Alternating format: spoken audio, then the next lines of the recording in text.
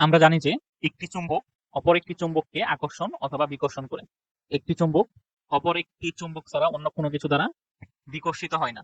চুম্বক অন্য ধাতুকে আকর্ষণ করতে পারে কিন্তু অন্য কোনো কিছু দ্বারা বিকর্ষিত হয় না বা অন্য কোনো কিছুকে বিকর্ষণ করে না। এখানে যেহেতু এই চুম্বক দণ্ডের বা কম্পাসের দিক পরিবর্তন হয়, তার মানে বোঝা যায় যে এখানে কম্পাসটিকে বিকর্ষণ করা হয়েছে বা কম্পাসটি অন্য একটি চুম্বককে বিকর্ষণ করেছে। এ থেকে বোঝা যায় যে যখন এই দাতব দণ্ডে বিদ্যুৎ প্রবাহিত করা হয় তখনই এর আশেপাশে চুম্বক ক্ষেত্র সৃষ্টি হয়। আর এই চুম্বক ক্ষেত্রের প্রভাবে এখানে যে কম্পাসটি থাকে তার দিক পরিবর্তন হয়।